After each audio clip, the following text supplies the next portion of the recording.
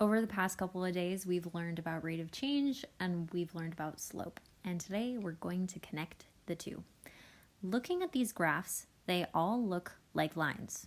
And a lot of my students can't see that they actually look kind of different from each other. Look at them and think, what makes like this graph of a line, for example, look different from this one? Well, you may notice that the one on the left, if you were to read it from left to right, it's going up. And the other one is going down. They're pointing in opposite directions. So that's one difference. Another difference is that the one on the left looks a little less steep. It looks like if you were to walk up that, you wouldn't necessarily like it, but it's not going to hurt your knees near as much as the other one. So we can describe these attributes by using slope. Slope is one of the things that we use to describe lines. Slope is a fraction that describes two things: how steep a line is and which direction it slants, whether it goes up or down. It's pretty easy to make a slope fraction if we're given a graph of the line by keeping in mind the formula for rate of change and the fact that y is the second coordinate and x is the first coordinate. So let's look at this. Rate of change is similar to slope. They are both change in y over change in x. And I write this with a triangle like a lot of mathematicians do because I'm lazy. You can also think of them because the y-axis is going this way. You can also think of it as rise over run. I'm going to go ahead and write that down right here. Rise over run. So you can use whichever of these fractions works the best for you. They all mean the same thing. I prefer this change in y over change in x because it's a little easier to find when you don't have a graph. Today we're only going to work with graphs, but in the future you might not.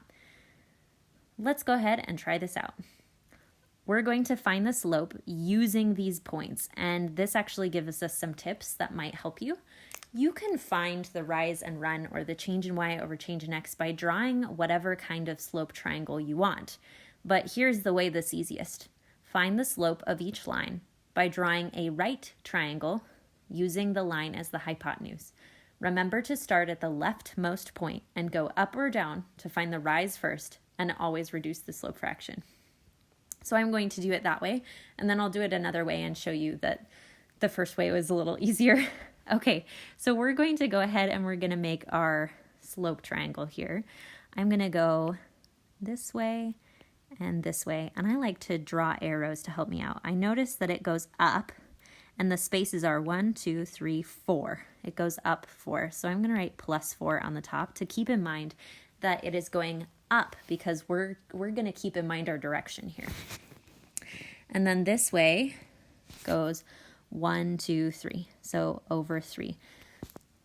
And it's plus. How do I know it's plus? Because up feels a little more obviously plus. Well, if you look at the numbers here on the graph, then when you go from 0, it's definitely increasing in value as you go to the right.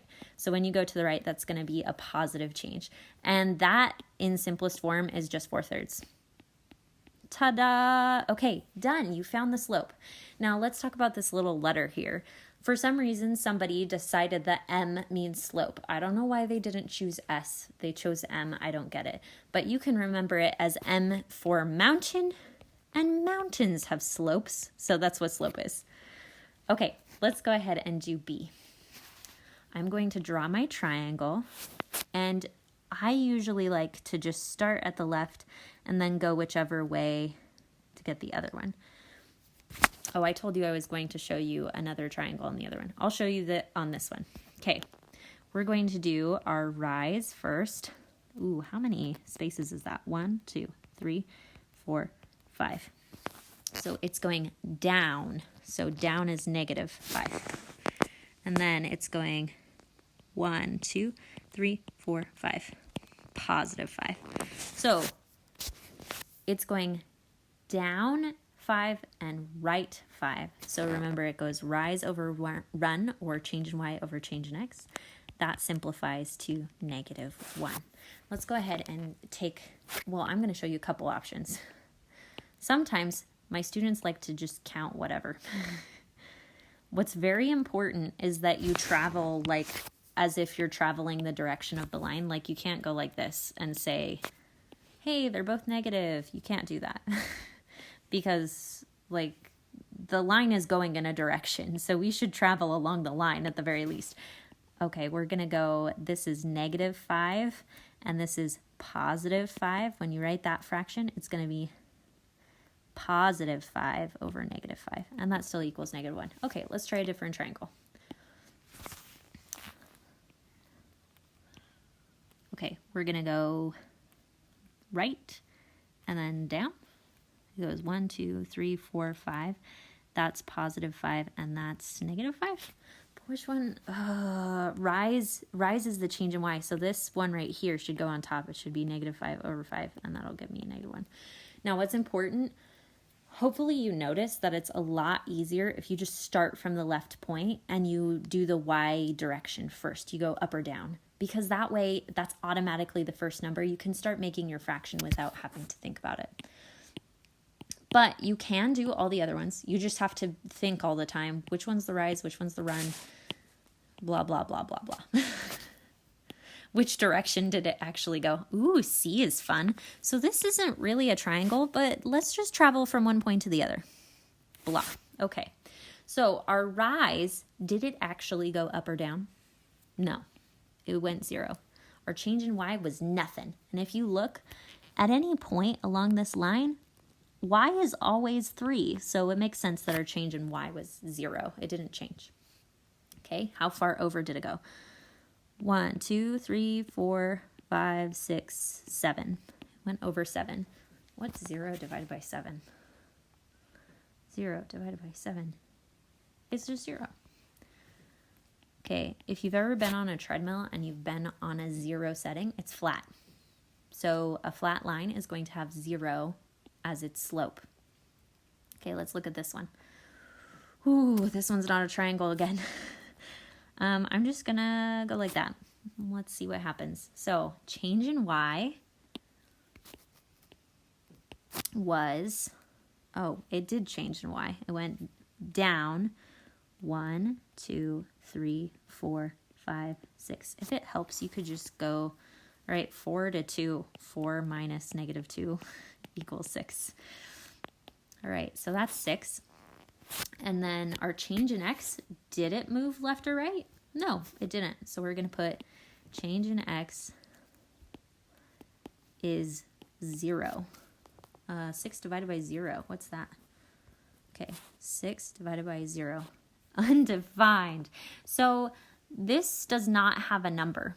You can't divide 6 by 0. So we just write that this slope is undefined. And that's it. So over here in these examples, you will have noticed that you came across 4 different types of slope. The first one is positive. A positive sloped line goes up as you read from left to right. A negative sloped line goes down as you read from left to right. A line with a slope of 0 is flat. And a line with an undefined slope goes straight up and down. And if you think about it, mathematicians call something undefined when they can't do it. Personally, I can't climb a mountain that steep. All right, so hopefully I want you to pause and with your arms, just make a line that has a positive slope. Did your line look like this first one? Make a line with a negative slope. What about 0 slope? What about undefined slope? Hopefully you can do that in your sleep, and it may help you to check your answer at the end by just looking at the line and going, should that be positive or negative? It's going down as I read from left to right. So it should be a negative slope, and it is.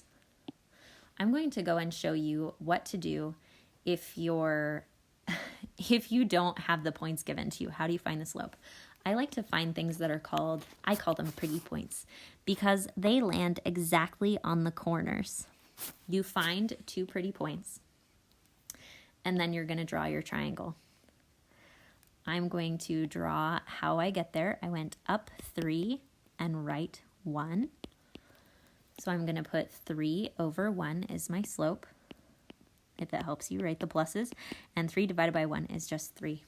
So make sure to draw those points. If you try to do it at any place other than where it lands on a corner, it's going to be really hard. Like, look at this. Okay, so I'm gonna I'm gonna try and do this just for you. I went down 2 2/3, 2 2/3, and then I went left and right. What is that even? 1 2/3? Okay, plus. All right, so putting that in a fraction is the grossest thing you've ever seen in your life. So just do it from the pretty points where you see the corners, and it'll be a lot easier. Just like that. All right, good luck.